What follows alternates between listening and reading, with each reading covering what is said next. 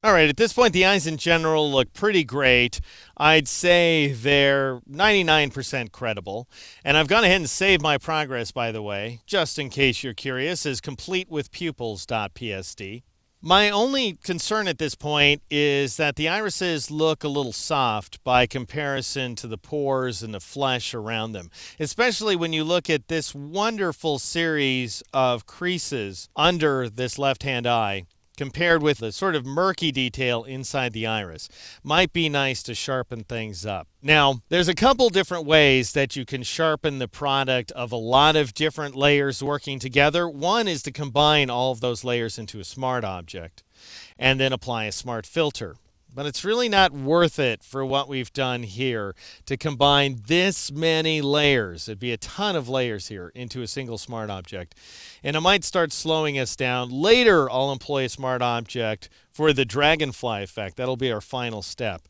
But right now, I'd prefer to use another technique. So here's what I'm going to do. I'm going to drop down to the bottom of the layers palette, and I'm going to turn off all the layers starting with darker whites. So I'm just going to drag down on those eyeballs. And that'll turn all those layers off because I just want to be able to see only the things I'm going to sharpen and nothing else. And then I'm going to twirl open new irises here by clicking on its down pointing arrowhead. And I'm going to turn off the one outer effect, which is outer glow. The other effects are inside the irises. All right, now I'm going to take everything that we're seeing, and I'll make sure that one of my visible layers is on and highlights is on. I'm going to take everything that I'm seeing right now and I'm going to merge it to a new layer. And this is just a wacky technique in Photoshop that has no command associated with it.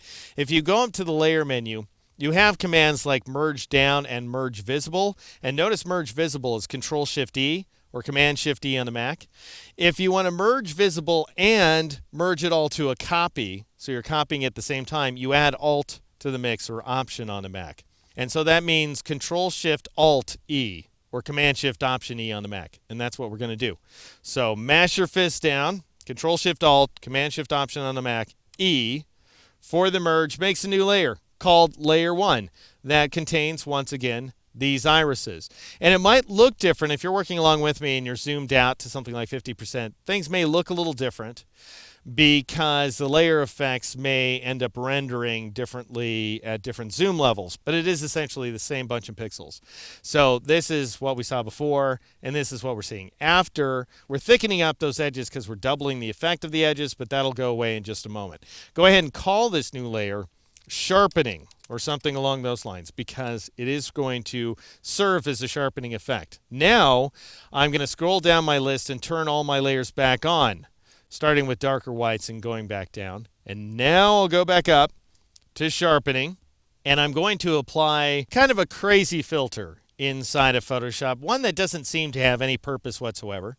You go up to the filter menu, you choose other, and you choose high pass.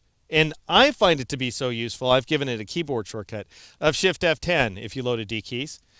And yet, it produces the ugliest effect conceivable. It turns the irises totally gray. Gray as slate, I tell you.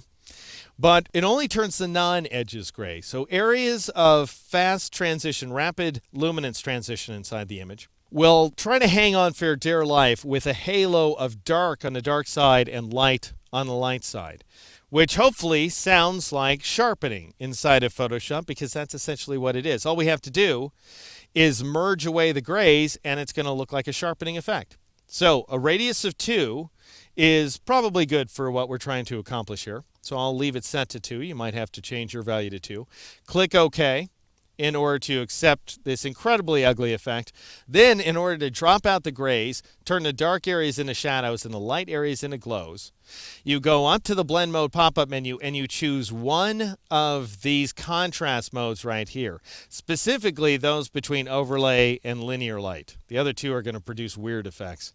Probably for our purposes here, overlay is enough. If it's not enough, you would jump up to hard light, and if that wasn't enough, you would typically go to linear light. Linear light is going to be our most extreme effect, and that's taking it too far, as you can see. So I'm going to drop it down to overlay, and we're going to get a nice amount of sharpening there.